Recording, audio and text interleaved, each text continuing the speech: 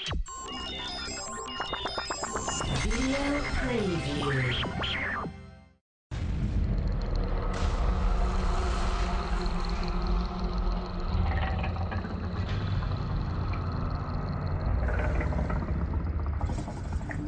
My name's Cliff Bleszinski. I'm the design director at Epic Games, and I'm currently working on Gears of War 2. Gears of War 2 takes place 6 months after the events of the first game, and winter is coming on fast, and the Locust Horde are back. And this time around, they are able to sink entire cities. Humanity has fled to this location called Jacinto, and all of the cities that are next to it are sinking, and if the trend continues, Jacinto itself will fall. And now what humanity needs to do is essentially strike back against the Locust, go underground into their home world, and find and eradicate them once and for all. So it's a very, very dark story, but it's also very personal, because it's also about Dominic Santiago and his search for his wife. He's getting very, very frustrated with his search for her. Delta Squad, of course, is back. We have Marcus, Dom, Cole, and Baird. Carmine is back. We're not really saying how Carmine is back, but he's everybody's favorite green soldier. Of course, Hoffman and Anya are back, Anya being, of course, your dispatch.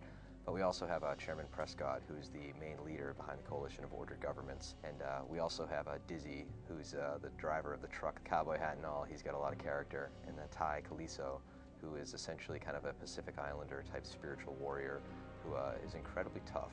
And he's a very deep, kind of interesting and unique soldier. So today we're having a big hands-on session with the press, and they're able to play a lot of the competitive multiplayer. So they're playing Wingman, which is essentially 5 teams of 2 players. It's almost kind of like a free-for-all in the Gears universe meets cooperative, also with the last man standing twist. We also have Submission, which was formerly codenamed Meat Flag, in which players have to take a stranded, knock them down, and take them to a predetermined location on the map in order to win. And then we have Guardian, which is essentially Assassination 2.0, in which each team has a leader, and that leader basically provides respawns for the team that he defends, and once the leader's gone, no more reinforcements. Those are the modes we're showing off, and the journalists really seem to be enjoying curb stomping and taking each other out. So the first and most important tweak that we've implemented in the multiplayer is this idea of stopping power, whereas players get shot with bullets and they will physically slow down now.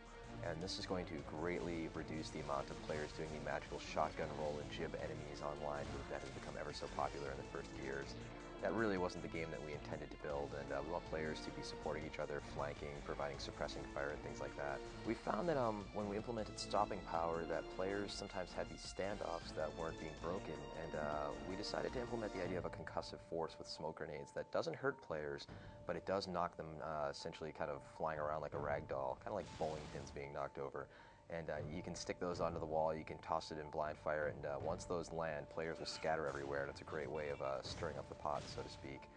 We've also implemented an ink grenade, which is essentially a poison grenade that players can use as kind of an area of denial to flush enemies out of any sort of area that they might be camping in.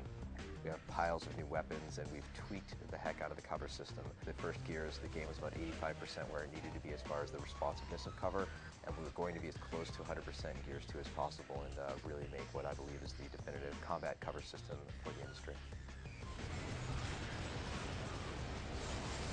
A certain amount of the features that are implemented in Gears 2 were basically some ideas that weren't able to make it in the first game. For instance, crawling when players are down but not out. We didn't have the time and the animation support, and now seeing somebody crawl away from you where they're trying to mash the A button and get away, and then grabbing them and taking them as hostage is always tremendously fun. If you get close to them, you have several options. Basically, every single colored button on the 360 controller does something. The A button will essentially take that enemy as cover, take them as a human shield. The X button will do a curb stomp, and this time around you flip them over and actually step on their face, which is very gruesome. The B button will do a quick custom animation, which is a big melee bomb to finish them off. And the Y button does kind of the coup de grace, the extended finishing move, usually involving slinging a sniper rifle like a sledgehammer, or using the torque bow blades to pop somebody's head off, or something else equally gruesome. The Hammer Burst was a very useful weapon in the first Gears, but you know, we always felt like we could tweak it, make it a little bit better. So we redesigned the gun model, made it a fully automatic but slightly slower firing weapon than the Lancer, added in a bit of a zoom ability, as well as the players have the ability to fan the fire button to fire the shots as fast as they can, at the trade-off the fact that the gun will kick like crazy. We've also added in the Gorgon, which is a semi-automatic pistol, which when you take somebody hostage and you have that weapon, can be a very, very deadly 1-2 punch of an offense and a defense.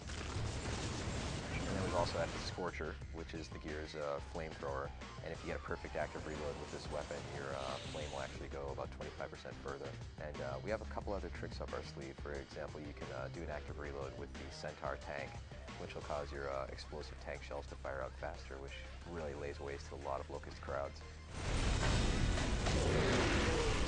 When we were basically planning and implementing the Gears multiplayer maps, we always wanted to kind of build everything around Hook.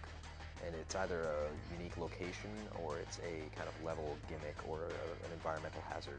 So in River, the idea is basically that this is almost a two-fort setup with a beautiful mountain hamlet, whereas Gridlock, of course, is the classic Gridlock now with cars that explode, by the way. And security is based around the Hook, that there are security fences that will jib players if they attempt to walk through them. We also have a very, very cool and easy-to-use party system that allows players to essentially buddy up in a group and then find another group to fight against and essentially stay online together before the match, during the match, and after the match. We also added in a screenshot mode that players can take pictures and upload it to a separate web server to check out images of their game, as well as achievement tracking. We have a war journal that tracks the player's screenshots and his achievement progress and his collectibles he finds in the campaign. And basically just adding in a ton of extended multiplayer functionality so the players can be playing the game for weeks and months to come after it ships. Gears of War 2 will be coming out this November exclusively on Xbox 360, and we look forward to gamers checking it out.